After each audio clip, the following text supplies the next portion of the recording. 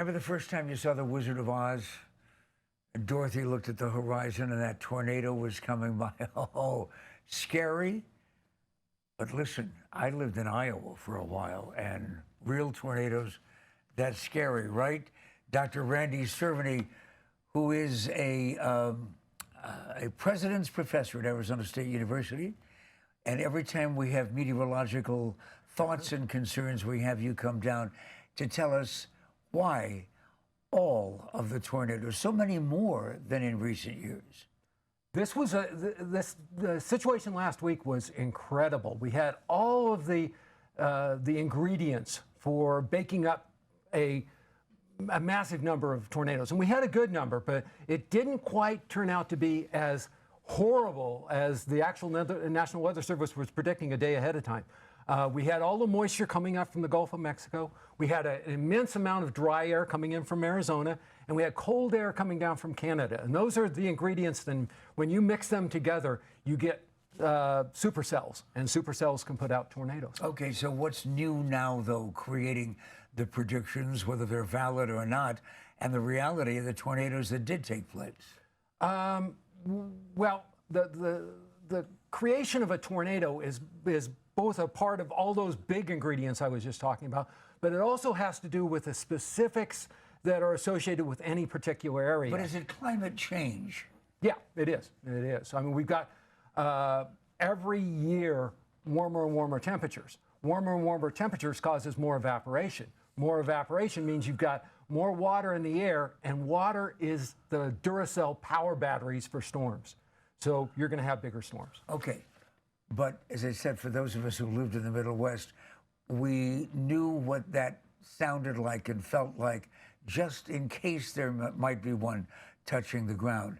That was Iowa, that was Dakota, that was Oklahoma. Nebraska. But when you're talking now about Virginia and Florida and the Southeast, isn't that unusual? It is, although in recent years, actually one of my former students has identified we always hear about the tornado belt, the line of tornadoes that occurs in Texas, yes, Oklahoma, and Nebraska.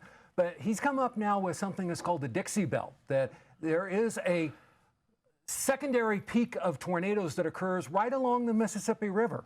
And in recent years, that's become kind of more active. Whether it's related to climate change or not, a little too early to tell, but it is an active area where we see tornadoes. The problem is that unlike the Midwest storms, where tornadoes usually occur right around dinner time, the storms that are in the Dixie Belt in the Gulf states occur any time of the day. They can occur destructive. And that's the reason why. People are sleeping, 2 o'clock in the morning, tornado comes through. In the Midwest, in the Great Plains, you can say, oh, I'm setting down to dinner, and the tornado sirens go off and you can get to shelter. But 2 o'clock in the morning, you got to wake up. And, okay, yeah. Out here in the West, we've seen extreme temperatures and extreme weather. Wait, extreme weather. I read a book, right? That's your new book? That is my new book. And how do we find it? It's on Amazon. It's called Judging Extreme Weather, and it tells about the work that we do with the World Meteorological Organization. Well, all right, judge the extreme weather then on the West Coast with the flash floods and what's going on over there.